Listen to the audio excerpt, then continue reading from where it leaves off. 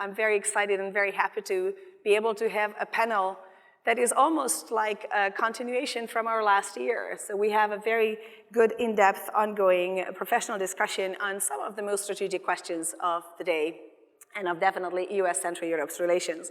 I'm particularly pleased to have an exceptional panel here with us today. This is a panel that represents the region and the US-Central Europe transatlantic relations at the same time.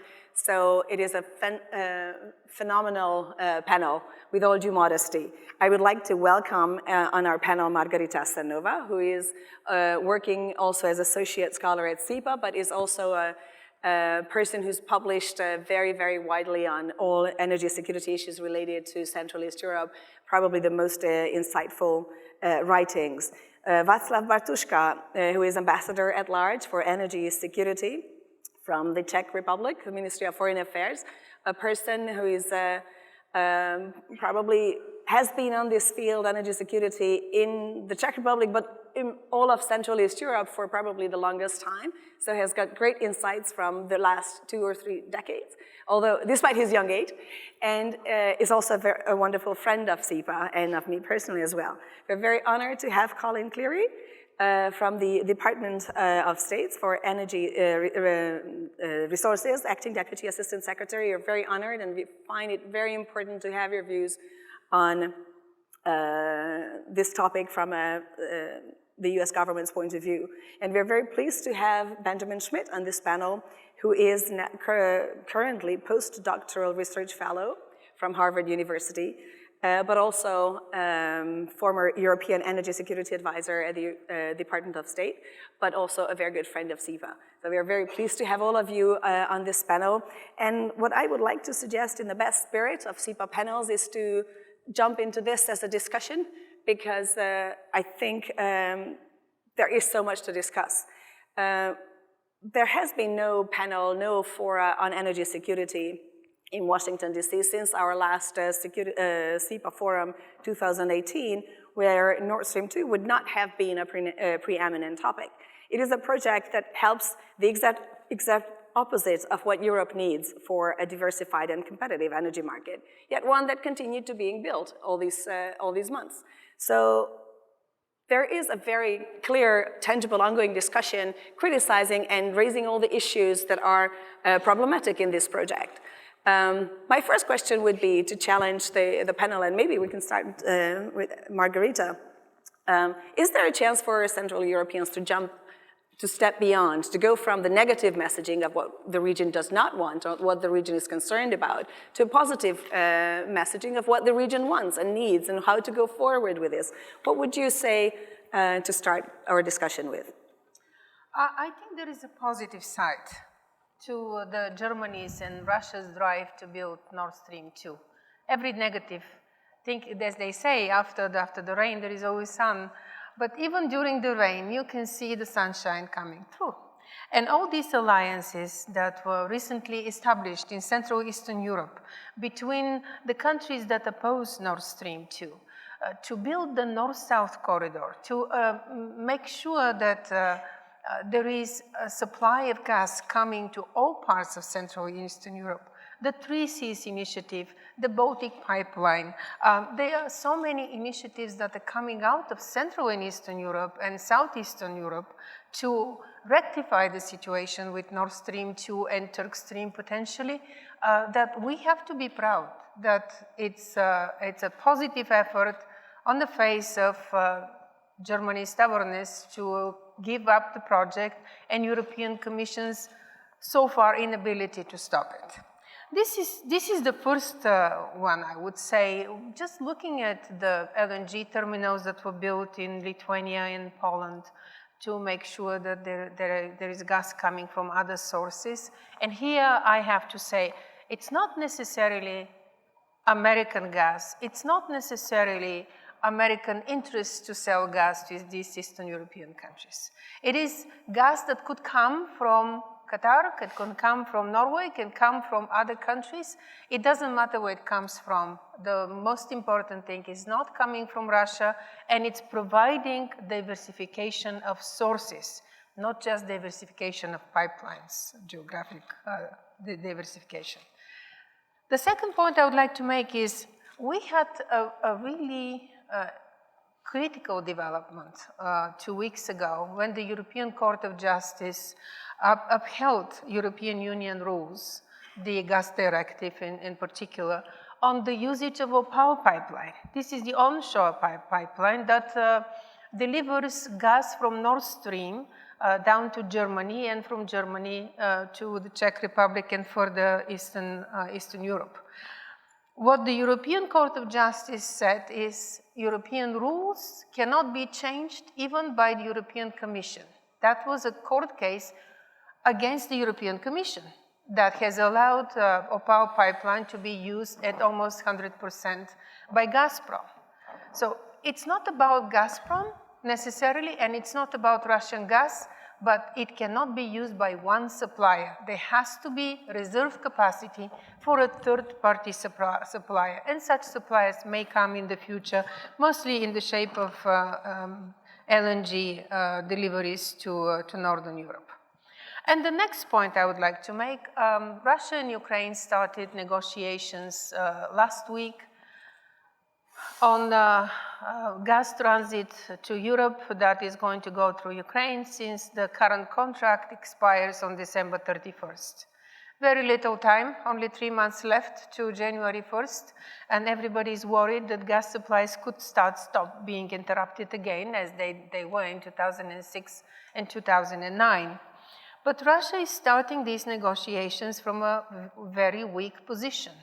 Russia was hoping to have Nord Stream 2 built, to have Turk Stream 2 pipeline already connected to the Balkans and delivering gas from south to north, but that's not ready yet. Nord Stream 2 has been delayed by the decision of Denmark, first of all, and then the pending sanctions of the United States that, in my information in the last stretch, probably would stop that pipeline from being built.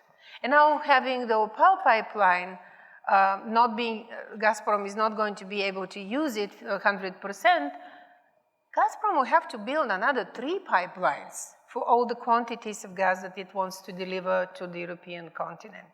And we're talking here about 70% of all Russian gas supplies to Europe coming through one route to one country to only one transit corridor. So that's the first condition, that Nord Stream 2 and Turk Stream are not built, that there are delays, the power pipeline not being able to deliver as much as it was last year and this year. And we have Ukraine demanding pretty reasonable, in my opinion, conditions to have 60 BCM guaranteed transit and 30 flexible. Eventually, we'll have to come to that agreement, but my assessment is that Russia's position is much weaker than they expected. That's quite a statement to start the discussion with. Can we jump to Colin for a second? Because I would be very, very interested on the same logic, how you see in the larger context, US-Europe relations going. How do these negotiations between Ukraine and Russia fit into this? How is the big picture showing us, the signs of the future? What do we see there? Mm-hmm. Thank you very much, Réka. Yeah, so about the big picture, the program for this panel talks about a revolution in geoeconomics, and I think that it's important to start out by reminding ourselves what a revolution, at least for those sitting here in the United States, that we really have had. 10 years ago, the United States imported 60% of its oil. Next year, the United States is going to be a net oil exporter. 3 years ago, the United States started exporting natural gas, and that will be extending itself in a very significant way in the coming years. So what does that mean for geopolitics? What is the significance of that? Well, for our allies and the countries represented by the theme of this conference, it is significant in offering a very important diversification element to their energy equation. From a situation of where some countries had suffering from monopolistic environments, there is different options. But even generally, globally, this provides stability to world markets. We saw an attack in Saudi just in recent days, but it did not, the world markets didn't go tremble like they might have in other times, and one of the reasons is there's just more supply, more diversity out there. But the third thing is also values, that this revolution in the shale gas revolution comes from a certain free market, innovative system. John Rood, the Undersecretary from Defense that was here before, was talking about that. But it comes from that as well, so I think that's important. So the question that was posed in the program too was, what about European diversification and the way ahead? And it really is important when we recognize that there's significant challenges ahead, how far that has come since 2009. I was in Ukraine at our embassy in 2009 during the cutoff of Russian gas at that point.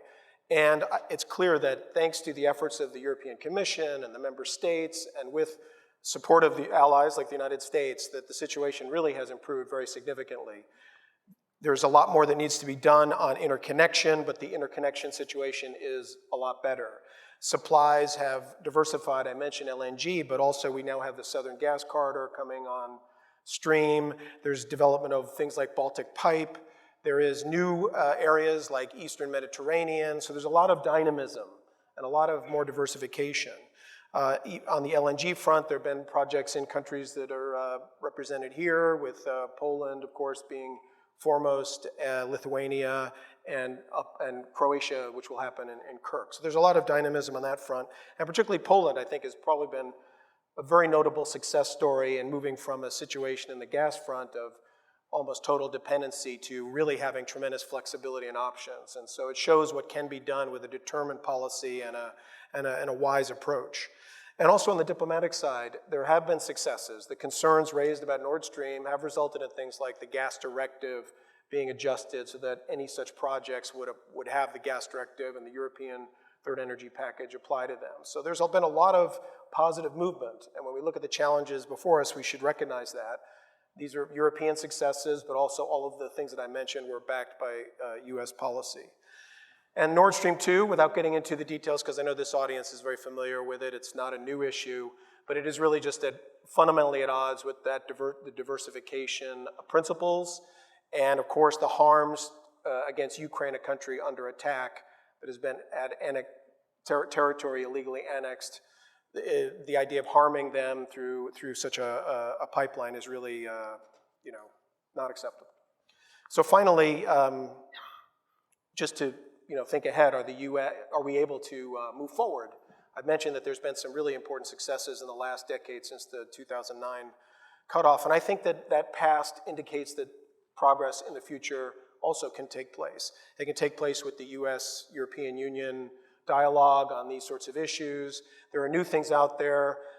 There's a corollary to the 3Cs initiative is this PTEC idea, which is forming. It doesn't have, it is not nailed down, but it offers a forum and a way to advertise for a greater private sector involvement. The Hungarian ambassador was mentioning that the GDP of Hungary is up by 5%, a notable figure. In other words, there's a lot of dynamism, and things like PTEC can bring attention on the commercial side to the investment opportunities in the region. So we should recognize its value. And there's other things, just on renewables. I'll just close with that, because we understand, and Europe has very significant renewable energy targets. This is certainly something the United States, with its all of the above strategy, supports. And my bureau, which is the Energy Bureau at State, is initiating a thing called the Energy Resources Governance Initiative. It doesn't roll off my tongue, but it's called ERGI but basically the point is to look at strategic minerals globally that are involved in the supply chain for batteries, and to make sure that we look collectively and together at supply chains, so that as we move to more renewables and more batteries and more such technologies, that we aren't caught in supply problems. So there's a lot of agenda items here. Nord Stream is discordant among some elements of Europe and the United States, but there's also a lot of commonalities. That's my main point. Thanks. Fantastic. Thank you very much. It's very, very interesting. I think with the way we can sort of see and sense the developments of the last year, as Margarita said, and as you have outlined, in this bilateral relationship and in the field between Ukraine and Russia, there are some signs that probably are not seen from above, from the distance, and there's a lot of, but at the same time, there are a lot of developments that are pointing at directions that are really desirable. Before going into those details more in depth, let me ask and turn to Václav. You said something that I really found intriguing. You said the story of the year, Družba.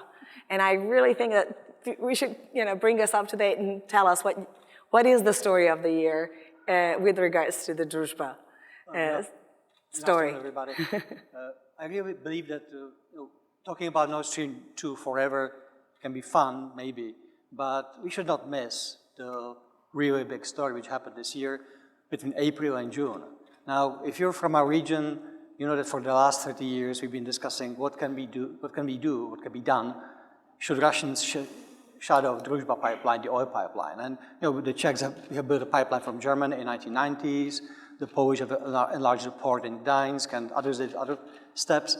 Well, guess what? The pipeline was switched off in April this year, but not by Russians, by us. Because the oil was dirty, contaminated by chlorides. And the pipeline system was shut down from April 19 to mid-June. Sooner or later, actually, Russians had to shut down the other two pipeline systems in Europe, the Baltic one and the Black Sea one. So the country which is exporting oil heavily, and its state budget is 68% dependent on oil, 68% on oil, had 3 of the 4 export pipeline routes shut down for 2 months. I think that's a story. And the fact that they could not actually find out what happened, who did it, then in the end they accused those 6 guys from Samara of doing this, which I really find beautiful, because when you think about it, those 5 million tons of oil contaminated at roughly 100 ppm, particles per million, which translates into contamination by roughly 500 tons of chlorides. So I guess those 6 guys in Samara went to the nearest Home Depot, bought those 500 tons of chlorides, brought it back to the pipelines. I mean, that's pure nonsense. The reason is different. The reason is that Russian oil companies use chlorides to actually extend, to enhance the production of oil from the old pipeline, from the old fields. So the real story here, I would say, a country which I think we, for very good reasons, keep an eye on very closely, might be actually much less well-governed than we think, might be much higher level of corruption in the country, and competing interests among them. And what was really interesting that with those pipeline systems being shut down, one of the biggest oil exporters of the world being out of the market for 2 months, nobody noticed. I mean, we did not stop driving cars in Prague or Warsaw or Budapest or Bratislava because nothing really happened. Actually, in June of this year, the gasoline price in Prague went down, which was fantastic, great story. So there is a lot of oil in the market, exactly what Colin mentioned. I mean, the picture has dramatically changed in the world in the last 5 years, which we also witnessed actually last week when, after the attack on the oil installations in Saudi Arabia, upkike and hoorays, nothing really happened. I mean, the oil price went up slightly on Monday and basically went back. So I would say that's the biggest story. There is no reason to be absolutely calm about it. I mean, it was good for us in Central Europe to remind ourselves that actually we have moved a lot over the last 30 years. It was a good story, I think. Quite a good story, thank you, absolutely. There's a lot to learn from this and a lot to think about, how much the situation has changed, almost unnoticed, and how much we have to understand that there's a new situation unfolding in the European framework. Yeah, but just a short one. 12 years ago, we were talking in Budapest, in your previous capacity, about the need to actually do something about the Adria pipeline, which connects Croatia with Hungary. Yeah. It sounded like a fantasy thing. Well, it's working now. Well. So actually, things do move, and sometimes they move more rapidly than we admit. Yeah, very, very exciting and very interesting. I think it's a different dynamics that is probably, and interestingly, not so much covered in the media in as much detail as it should be to understand how much the picture is different. To round up this first circle of interventions, let me turn to Benjamin Schmitt. Ben, this coming couple of months seem to be really interesting. It seems like there's a lot that depends on what is going to happen in these, from now until the end of December. January 1st, of course, is a kind of a deadline that is in the minds of everyone who's dealing with energy and energy security in Europe, in Ukraine, in Russia. I think a lot of decision makers wake up in the morning saying, what are the scenarios until and after January 1st? So that seems like it's our timing and the conference here at CEPA to focus on the energy security could not be more important. Would you tell us how you think about what the scenarios are, what the possibilities are, what we can expect from now until the end of December? Yeah, absolutely. And first of all, let me just thank you, Réka, and thanks, Peter, for having me come down here from Boston today. I'm really thrilled to put my policy hat back on after having worked in the State Department's Bureau of Energy Resources as European Energy Security Advisor for the past 4 years, including with Colin Cleary. I'm hoping it still fits, and so we'll find out in a few minutes. But just so you have some background of where I am now, I am currently a postdoctoral research fellow and technical project manager at the Harvard-Smithsonian Center for Astrophysics, where I'm working with a group of experimental physicists to build new millimeter wavelength imaging technologies for telescope platforms that we're going to be building at the South Pole, and we'll be traveling to the Amundsen Scott South Pole Station later this year, and that's studying the cosmic microwave background, or the oldest light in the universe, and you can really learn a lot about the dark matter and dark energy and a lot of important physical phenomenon. So please, however, put away your general relativity books. I see some people taking them out. I'm not here to talk about that today, but I do want to emphasize that there are really important synergies between science and technology and the basic infrastructure that we're building, like on telescopes at the South Pole or my previous project in northern Chile, and energy projects across Europe. It really comes down to both hardware and software. Hardware being all of those gas interconnectors and other energy critical infrastructure that is aiding European energy security, and the software being, of course, the market liberalization rules and the other regulatory regimes that the EU has put in place to make sure that that has a well-functioning market. And I think that there are a few tests that have been passed in the past several years, at least since I've been following these issues, and that's, of course, the significant development we've seen in terms of the North-South gas corridor and the Three Seas initiative, whether it be the Baltic pipe or GIPO or the Baltic connector or the development of the BRUA pipeline. These are all transformational, especially in the gas market where a lot of geopolitics takes place. At the same time that we see that, all of these, of course, have an underlying technical reality, and it's not a surprise that all of European integration in terms of political cohesion started 70 years ago after World War II with the establishment of the European Coal and Steel Community, okay? So that is a technical, practical solution to national security and geopolitical gulfs that you really don't find elsewhere in foreign policy. So with that in mind, there is a final exam coming up. This is the fall semester, and really we have, as a transatlantic community, just this semester to get done a number of things that will be able to allow us to rise to the challenge of this confluence of 3 or 4 major elements facing European energy security today. And that's the continuation of the development of Nord Stream 2. Policymakers from Berlin and Brussels, Copenhagen and Washington are going to have to come to various policy decisions that make it clear that this is a project that is either going to be delayed or not going to be finished, whether it's the legal regime. Of course, the Opal decision has something to do with that, which we can talk about in a little bit more detail. The route, in terms of the Danish route around the island of Bornholm, and then finally the sanctions legislation, very targeted sanctions legislation, that was passed by the House Foreign Affairs Committee and the Senate Foreign Relations Committee earlier this summer, that would not have this broad sectoral sanctions approach, but rather this very critical technologies and pipeline vessels approach, again, hearkening back to that technology basis of energy security, to harm, basically as few firms as possible, while also mitigating the risks of Nord Stream 2. And the reason that has to be done is that Gazprom is using the development and the advanced development of Nord Stream 2 right now to basically pressure Europe about the upcoming crisis that could potentially be coming at the end of the year, and that's the end of the Ukrainian gas transit contract. We've had 10 years since the last major interruption. Of course, there was an interruption just last year, but that's something that has to be solved, and has to be solved with some urgency. And that's especially coupled with the fact that you have new leadership in Kyiv and of the European Commission.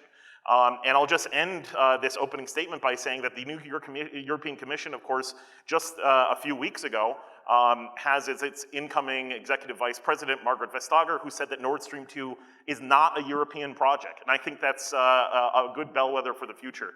So is Europe up to the task? I think it is, but there is some urgency, and it has to be done in the next several weeks, not months, not years. Very interesting. So you think that we might be able to know exactly what's going to, or more or less what's going to happen in January within the next couple of weeks? I think that would be, I couldn't stop thinking of a leading principle of a decade of my life after 2005, when we could never go take our skiing holidays in January. And that was definitely, you know, a risk the first few weeks of January, that there might be a supply problem, and that all the energy experts were just out of the skiing resorts for a good decade. Do you think we can take our holidays, skiing holidays this January? Will there be a supply crisis? I think we have talked about this, and of course this is the big topic, I think, of on the minds of all of us dealing with energy security. You know, what are the December 31st end of the current contract between Russia and Ukraine, yet of course Nord Stream 2 is not fully ready and not operational. What are the chances of having a major crisis in January? I think if we tested in this room, who would say it's below 50%? Can I ask you to raise your hands? Who thinks it's under 50%? There will be no crisis in January. Not immediately. Or, yeah, in the first 2 months. Okay. About 50 to 70%? Above 70%, there will be a crisis? Very interesting, well, very interesting. So what would you say? What are the chances, what are the rationale, and what are the solutions to, that we would like to see developing until? Who wants to start? I guess I'll just jump in and say, for me personally, I'm going to be freezing about January 1st at the South Pole. So that's not going to be, and it's not going to be running off of Nord Stream 2 gas, and it's not going to be, but in all seriousness, there's a number of things that have come up in the previous week's trilateral discussions between the EU, Ukraine, and Russia that really gives one pause, amongst which is Gazprom's continued push that Naftogaz give up its $2.56 billion arbitration win as a prerequisite for a future gas contract. That's really flouting international law, right? This is something that Gazprom and Naftogaz freely entered into in terms of the Stockholm arbitration, and they're trying to, again, undermine the rule of law, and then couple that with undermining European energy security by challenging the Third Energy Package's application to Nord Stream 2, claiming that it's somehow a completed pipeline. And Professor Riley has written a nice article calling this the, quote, dead parrot argument, meaning that how can a pipeline be completed when it's not completed? So that's a question as well. I'll throw in a little brief comment, is just that the fact of these previous cutoffs is, you know, there's a great awareness of this, and as a result of that, the storage levels have increased. So Ukraine itself, despite all the transition of politics, et cetera, is on track to be filling its storage capacity so that they could weather the entire winter at 20 BCM level. Other storage facilities in Europe have also been filled. So again, it's the ability to learn the lessons of the past, and it could very well be that there's a cutoff. It's just that the parties to this cutoff are also aware of this and are taking measures. So in a way that diminishes the utility of it by the party that would cut them off. Yeah, thank you. Václav, you want to? There are many in Kiev and Moscow who see crisis as the best tool to negotiate. And if they do follow this again, January next year, as they did in the past, they will make a major mistake. Because, first of all, Europe is much more ready than it was in 2009. We had the stress test in 2014. Even if Russia shut off all exports of gas to the EU for the whole winter, for 6 months, the impact would be only on 2 countries, member states, Bulgaria and Hungary, limited one, and on 2 non-members, Moldova, Serbia, that's it. And we can help those countries. So that's the first thing. Second, this is extremely unclever time for suppliers of oil and gas to actually bring those 2 fuels into the public arena for discussion. Because maybe you have noticed in the US, but Europe has gone green. You will not find Vice President of the European Commission for the Energy Union, but you will find the Vice President of the European Union for the Green New Deal. And Europe is go green, and any new crisis in oil and gas just strengthens the hands of those who say we have to go fast to renewables, we have to drop oil and gas faster than we thought before, we have to spend more money on this.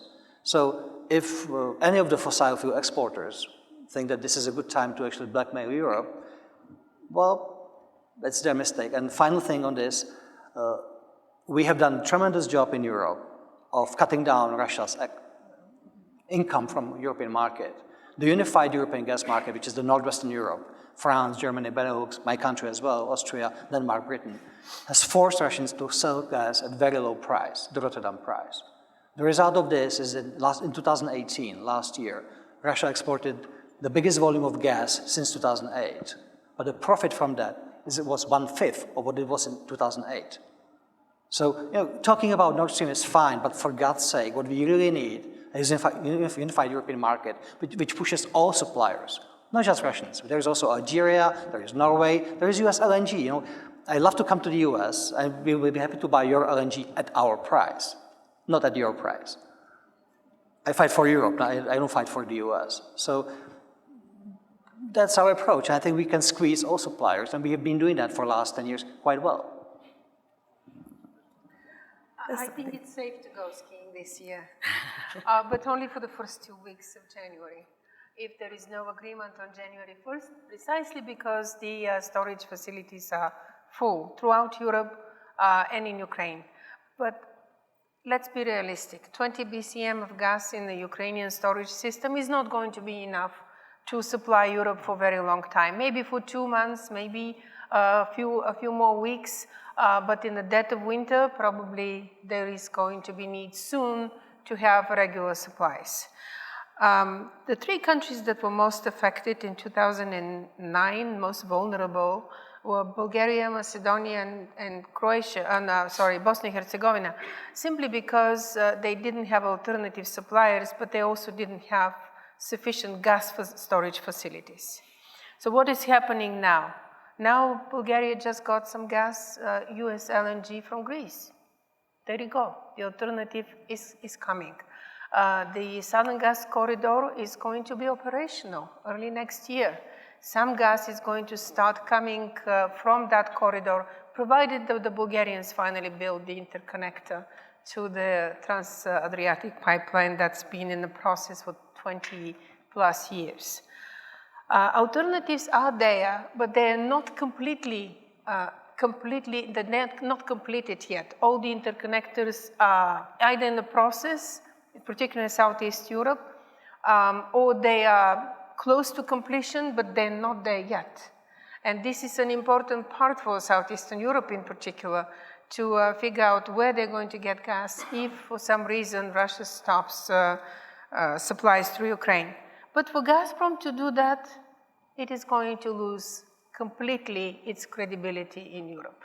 From that point on, nobody is going to take Gazprom seriously, including for Nord Stream 2. So it is really a choice that Moscow and the Kremlin has to make. What they're going to gain, what they're going to lose in these negotiations. They're going to continue using every trick in the book to bully Ukraine, to agree to their terms. But they don't have much choice at the moment. They will have to sign a contract that is for longer term, for some volumes that they should guarantee, because Ukrainian gas network cannot survive with less than 60 BCM. It's just impossible to maintain the pressure, the compression station. There are 14 compression stations, there are huge storage facilities without having some kind of regular, a certain volume of regular supplies of gas going through that network. Fascinating, very interesting. Let me open the floor for questions, because I think there's a lot of great questions and great expertise around us. So let me have 1, 2, 3 questions, and I will ask the mics. Maybe we collect 3 questions and then ask the panelists to tackle them. Can I ask you to introduce yourself in one sentence? Yes, my name is Max Pajor. I'm with the Energy Policy Research Foundation, EPRINC. Speaking to your point about the unified gas market in Europe. In the United States, beginning in the 1930s, you had a lot of challenges, and those challenges have been met so that you can create a system where we have a large pipelines networks run commercially. They're run as transportation systems. Their tariffs are regulated by the Federal Energy Regulatory Commission. You can get gas from West Texas into New York throughout using this whole system. Something like this seems to be logical as far as solving certain issues within the context of Europe, if Europe is to consider being the European Union. If you have balkanization, then the proposal is useless. But you not only can source gas from Russia and Norway, you could bring in the Eastern Mediterranean, offshore Eastern Mediterranean. You can bring in gas from Turkmenistan. And as long as you use a common carrier system, there's an indifference proposition here. So I'd be interested in your comments on that. Thank you. Alan? Alan Riley, Institute for Statecraft. Okay, my question is very simple on transit, on the transit contract. Is there a problem that, unlike 2009, we kind of know this is going to happen, so we've taken enormous amounts of steps to deal with it, swaps, storage, so there's lots of gas in the system. So doesn't that, one of my concerns is why it might happen, and I asked the panel whether they would agree, is that actually to some degree, if you're Gazprom and you've stored a lot of stuff in Western Europe and you've taken steps to put the gas in place, and a lot of other commercial operators have got a lot of gas in storage, if the contract expires on the 1st of January, the gas price will go up. You will make more money on the gas that's in storage than you would have otherwise. And in fact, because there is enough gas in storage for a few weeks, you can draw without causing any huge issue. You can actually comfortably have a crisis through January at least, and perhaps into February. And I think there are good reasons why they shouldn't do it. But you could see there might actually be kind of perverse incentives created by our preparatory measures, which means that it makes it more comfortable to have a crisis. I would create a great contrast between this and no-deal Brexit. But anyhow, I shall stop there. Thank you. And the third one? Jarosław Grys. I am from War Studies University, Warsaw, Poland. I would like to ask all of the panelists about strategic turn points in terms of, let's say, energy supply to Central Europe up to, let's say, year 2022, 2023. Strategic turn points, if you could estimate them and, let's say, create an announcement about them and the challenges they are creating. Thank you. One more point. Sorry, the question was about strategic turning points? In Context of Central Europe. Could I add one more thing? Yeah. Just one short to one, your common carrier, to the common carrier question. You said you weren't really interested in buying US LNG, but US LNG landed can cost you 6 cents. 6 cents a BTU, that translates into 9 cents per kilowatt hour. So I want to make sure that Fred over here, who's sitting here representing US LNG interests, that's cheap. Cheap. Thank you. Absolutely. Margarita. I just want to answer to this last point. Yes, if Europe can buy gas from the United States at American prices, that would be great. It's under $3 per 1 million BTU, so it's a great price. But if this gas is transited to Europe, liquefied, transited, regasified, and sold at around 6, or right now, actually, this winter was under 5, this is absolutely great price too. American gas was sold to Europe at the price of under $5 this year because of the warm winter in Asia. But even if it's sold at a little bit higher price, as it was in the fall, about 8.8, Russian gas also follows that price. If the spot price is of gas drops to 5, Russian gas drops to 5 too. So what is the key? The key is that the long-term contracts that countries in Southeastern Europe, in Central and Eastern Europe have with Russia, these long-term contracts for gas supplies are paid at higher price. Some of the countries managed to renegotiate their contracts, and now they are taking advantage of the Gazprom probe of the European Commission. They managed to get the prices lower. Some of the countries have not done that, and I would say Bulgaria has not done that yet, and it's paying higher price than any other country in the region. Interesting. I can follow. On the unified market and US LNG, as I said, we'll be happy to have you at our price. That's as simple as that. I work for Europe, I don't work for you. And as regards your question about Gazprom and making a killing in January next year, look, as I said before, if they do that, it'll be just one more argument for Europe to go green faster. And in the end, it'll be ultimately harm Gazprom. That's all I can say. And on the turning points, if I may, I think that's actually a very good question because it shows you across Europe how different we are, even in Central Europe. You said long-term contract. We don't have those for a long, long time. I mean, my country, we had a contract with Norway in 1997 for 20 years, and then we fully privatized gas industry, and we are now part of the Western European gas market. We don't talk to Russians about gas because we have nothing to talk about. The companies are German and Canadian, and I don't really care what Putin thinks. Doesn't matter.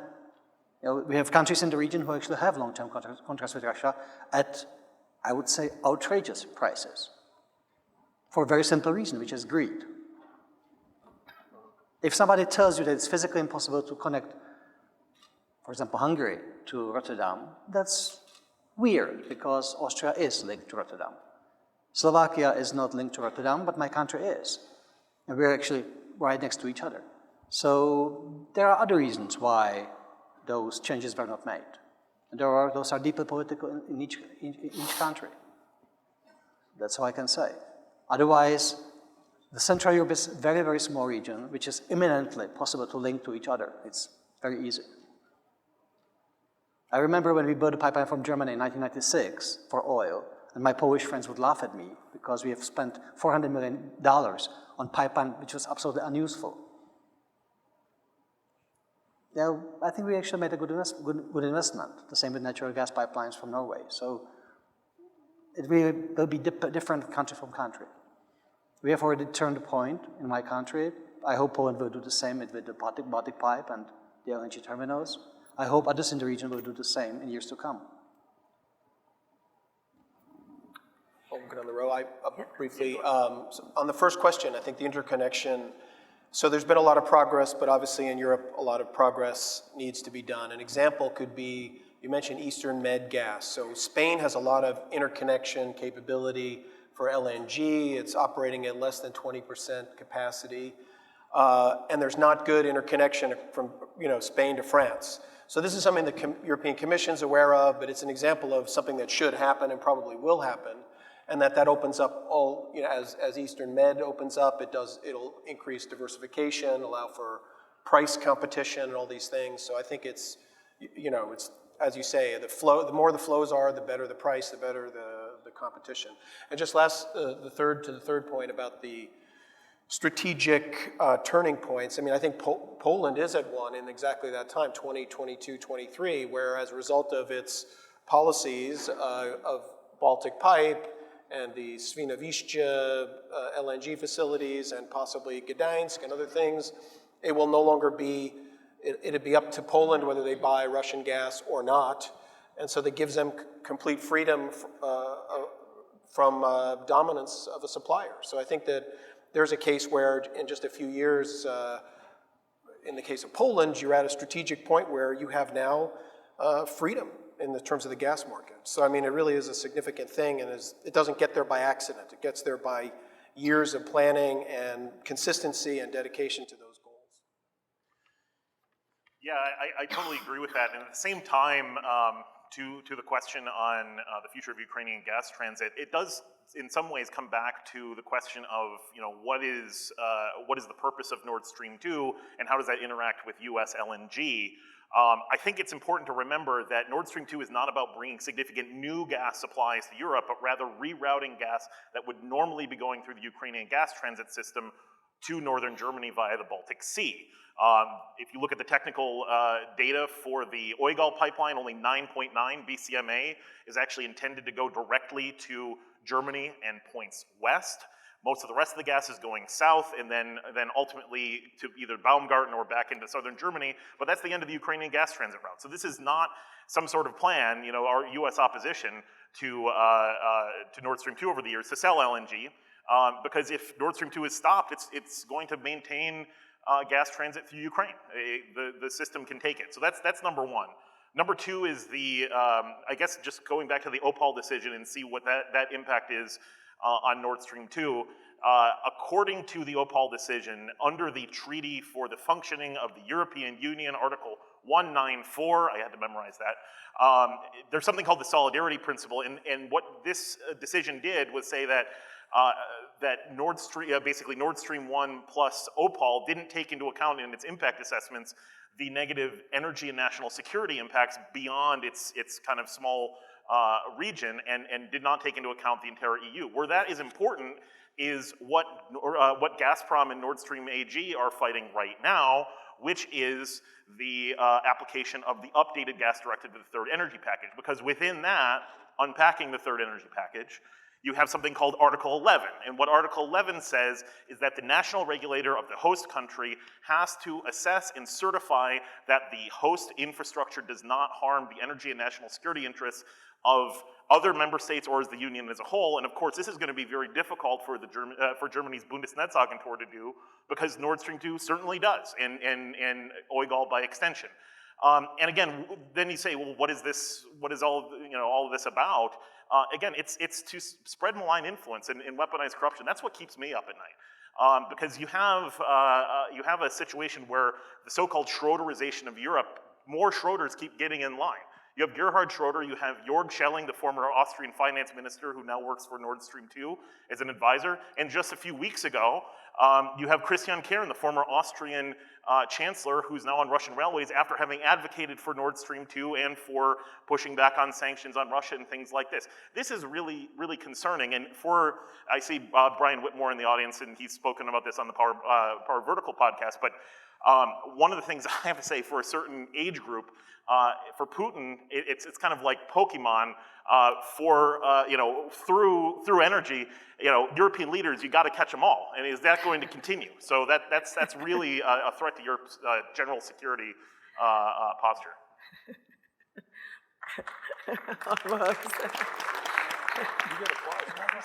Of course, Václav. If I may just briefly, once again, what I started with, the Druzhba situation. You can collect your Pokemons, but if you look laughable because you cannot just get ready your oil supply for 2 months, you look ridiculous. Absolutely. So, sure, Russia is trying its best, but please do not forget how fragile that country is, how much dependent on oil and gas is, how corrupt inside it is. Absolutely. Completely agree. Fantastic picture. Once you look close at Russia today, it's actually a very, very strange picture. On this one? Yeah, we didn't answer one of the questions. Yeah. I think we didn't get back to Alan's question either. Oh, okay. Yeah. The East Mediterranean Turkmenistan question, whether there's going to be more gas coming from those areas.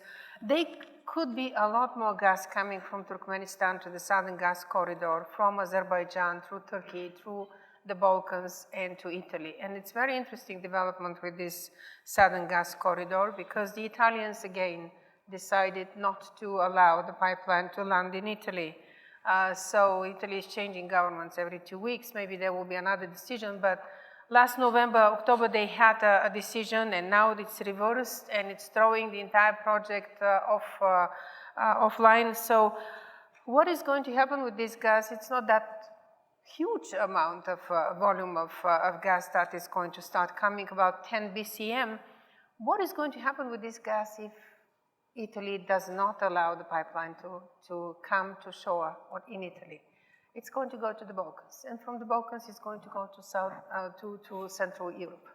If the plan to build a pipeline connecting Bulgaria, Serbia, and so on, and I was very much against this plan at the beginning because it was serving Russian-Turkish Stream 2 pipeline, but it could well serve the Southern Gas Corridor, which is a completely different source of gas pipeline. And from what I know, there are only 15 kilometers between the fields of Turkmenistan and Azerbaijan, a connection that, from what experts say, is easy to make, to have Turkmen gas coming through that pipeline to Europe. But there is a political conundrum there with Russia not allowing and obstructing this process. And this is where I see both European Union political effort and United States effort should come, diplomatic effort should come to make that possible. Well, East Mediterranean is much more complicated, but it's a political issue again, mostly related to Cyprus, Turkey, and Greece. Fascinating. We have one question there, a second here, and then a third. Let's make another circle. First, yeah. Martin Jerušek from Masaryk University. Thank you for your insights. I'd like to follow up on the previous section of this conference, and that is the cooperation of the Visegrad 4 countries. I'd like to hear your take on what do you think, whether there is anything like a common denominator or common ground for the V4 countries upon which cooperation in terms of energy security can be forged. And I'm asking because I'd like to follow up on the Nord Stream 2 issue and actually the position of these countries on the pipeline that has gone through, I would say, quite an interesting development in past 3 years, when at the outset it seemed that there is like a unified front of CE countries against the pipeline, while at this moment, if you look at the issue from on a more granular level, you can see that there are diverging positions of these countries, following basically their own goals and on own interests, and there is not much in terms of a common position or goal upon which the energy security goal can be pursued. So I would like to hear your take on whether you think that there is anything like a common ground in terms of Nord Stream 2, in terms of the Visegrad group. Thank you. Thank you. Please. Thank you very much. Maciej Pisarski, I'm of the Department of Foreign Policy Strategy in Warsaw. I'm Minister of Foreign Affairs. I have a question, but let me just draw your attention to one interesting development that recently took place in Europe. That is the ruling of the European Union Tribunal, which sided with Poland against the Commission supported by Germany and other West European countries in a case against Gazprom's capability to use the Opal pipeline and have the kind of dominant position in this pipeline. The Opal is the territorial extension of Nord Stream 1. So for once, it's nice to have the tribunal on our side and to speak for the energy solidarity in Europe. The unintended consequence of that is that Gazprom will not be able to shut down its operations in Ukraine for the time being, in time when there are negotiations with the Ukrainian side will be negotiations, and the winter is coming. And my question to the panel, and especially to Ambassador Bartuška, and I agree with you, Ambassador, that the key here is to create a common European energy market. And this is the best way to secure our strategy. But with the new Commission coming in and new institutions, new institutional circle just opening, what would be the main challenges in terms of completing this project of creating a common energy market in Europe, and what would be the role of the United States, or the possible cooperation between the United States and European Union? And I address this question to the rest of the panel as well. Thank you. Thank you. And the third one? Thank you. A few questions concerning the LNG and the price. According to Novatek, the price for Russian LNG gas will be around $3 per MBTU. Because of the northern road is getting more accessible, they will build logistics center and so on. So my question maybe to Ambassador Bartuška, shall the Europeans buy this gas or not? It's quite cheap. And the second remark is about Nord Stream 2, because we are talking a lot about Ukrainian. Please remember, it's not only about Ukrainian, it's also about Belarus, because they are under pressure. And with the Nord Stream 2, the negotiating positions will be even weaker. And my question is, when can we expect the US sanction to be signed and introduced? It's very interesting. I believe the Russians are already prepared for this sanction, but anyway, it will delay them for at least several months. And the third question is about the crude oil crisis, because the crisis shows how we are prepared, what's the level of energy security. And my question is maybe also to Ambassador, what is the test? Has the Central Europe has passed this test with contaminated crude oil? In my opinion, mostly yes. I mean, maybe Eastern Germany was not prepared well. But I will be very curious, what is your opinion? Thank you.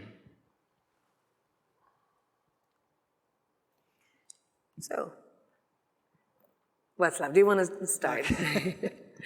Okay, maybe I will start from your question about oil and what can we with the US do together. There's one lesson from the oil situation between April and June this year, and that's the one which public is not aware of. There was a shortage of one single product, and that's jet fuel, especially in Germany. We were able to manage in the Czech Republic, in Poland, and Hungary. In Germany, the Leuna refinery, which is on the Druzhba pipeline, produces all the jet fuel for the Berlin airports, Tegel and Schönefeld. We had to ask the airlines actually to bring less people so they could actually fly back to their hometown on the fuel from that place. So I believe there is something which we can do together with Germany, with US, with NATO, because there's a NATO pipeline system for products, which in the Cold War time was built all the way to the Iron Curtain and stopped there, obviously. And after '89, it was just left where it is. It wasn't brought up to the East when we joined the NATO in 1999 or later. And I think actually this is now the good time to start talking about bringing physical infrastructure to the East. Poland will soon host, inshallah, US troops. There are troops in the Baltics. We have seen this spring that actually we do have some difficult spots, the jet fuel. So maybe this is a good time to start cooperating with the EU, NATO on this one. And actually it's something about US, Germany, Poland, we can be on the same page, which I like projects like that. So that would be for me the lesson from this crisis. Physical infrastructure which brings products in time of need to Central Eastern Europe, all the way to the Baltics if need be. So that would be your question. On Novatek or gas, I think the whole beauty of the European gas market is that we don't care where the gas comes from. We want the best possible price. And we squeeze all suppliers the same way. And I do enjoy that, I really do. I'm paid to be nasty, and I enjoy that, okay? On the Court of Justice, the findings and what it can bring for future, and how the next commission will look like. Honestly, I do think that this might be the last list of the PCI, the projects of common interest, which does include fossil fuel projects, pipelines for natural gas. I think that in a few years' time, Europe will be much greener than it is today. You will not find anything with fossil fuels on any support list of the European Union. I'm serious. I mean, the European Energy Union is gone. I mean, the Donald Tusk baby is gone. I mean, there's no vice president of the Commission for that. There's vice president for the Green New Deal. And it's going to be serious. So that's the lesson for us. And on the Visegrad 4 cooperation that you asked, look, we live in a region which talks a lot and does very little, quite often. In June 2013, the Visegrad 4 prime ministers in Warsaw signed a declaration that they want to have a common, joint gas market in the Visegrad 4 countries. Nothing happened. So 2 years later, we said, okay, well, we go to Rotterdam, because to wait forever for others makes no sense. So let that be a lesson for the 3 Cs at the moment. If it's only talk, then nothing will come out of it, and we will all go each separate way. I would very much prefer cooperation, but the cooperation means actually doing things together. I'm going to jump in just briefly on that Visegrad thing, but I'm going to extrapolate, because I'm not talking about the Visegrad and how unified they are, but the Nord Stream 2 is a Baltic Sea pipeline. And the countries on the Baltic Sea are, with the exception of Germany, opposed to it. In other words, maybe they're not coordinating their policies, and some are more vociferous than others, but nobody in the region of the pipeline itself likes it. So it's worth noting that it's really an alien kind of intrusion into the Baltic. On sanctions, I think folks here probably know that the U.S. doesn't signal its posture on future sanctions ahead of time, except that firms operating in this sector have potential risk of sanctions, but there's no signaling that's offered ahead of time. So that's all I have to say. First of all, I just want to say I'm glad to hear that after all of these years, you've admitted that you're being paid to be nasty. That's good to know after. No, I'm just joking. I agree with Ambassador Bartuška, especially on the operational energy side in terms of NATO interoperability. Extending the NATO pipeline network beyond not only basically where the Iron Curtain was, it basically stops at the Fulda Gap right now. It's got to go and be interoperable all the way to Tallinn. If we're going to have rotational troops in terms of NATO's enhanced forward presence in the Baltic states or in Poland. So that's extremely important and something that really has that nexus between national security, military security, and energy security right front and center. In terms of Nord Stream 2 sanctions, again, as I said, I don't know where the hill is going at this point, but they've both, the House Foreign Affairs Committee and the Senate Foreign Relations Committee passed those very precise sanctions that would at least slow down, if not stop, the deployment of the pipeline in the next several weeks or months. But if it's going to have any impact, it's got to be soon. It can't come in after the pipeline is completed. And I think that in the long term, you can actually stop Nord Stream 2 with a combination of those maybe medium-term sanctions and then having EU law back it up with Article 11 of the Gas Directive and having full EU law apply. Because again, I don't believe that Nord Stream 2 can effectively have that certification that it doesn't really harm the energy and national security of other member states. So that's the sort of thing to watch out for in the coming weeks and months. Fascinating. Well, this really brings us to a conclusion of our panel. It has been a fascinating discussion, and I have to tell you that as a the person who worked on energy security in Central Europe since probably 2003, so before the first crisis. I remember how much effort and time was spent on trying to do something, and then cooperation was just not possible for a variety of reasons. Either the industry was not there, or then the governments were not there, and then there was no political consensus, and there was one of the three factors, and the third killed it. So there was such a history of failed projects that I used to say that for the first 10 years of my career, if anybody takes a look at my CV, will never hire me. Because all of the Central European projects were just not happening. And what I can see here is very strongly in the panel, as well as in the US-Europe strategic relationship, which is so fundamentally important, that energy security is there not on the level of statements and rhetorics, but on the level of very concrete cooperation. There is a number of projects that have been established that are really providing a new framework for us. The question and the challenge now, on the basis of this surprisingly positive feel about our possibilities, is how we go forward and how we really accomplish the potential that is there. But what I can very strongly sense is that there is a maturity in cooperation in the transatlantic level, as well as in the Central European regional level, as well as in the European Union level by the Central European countries in Brussels.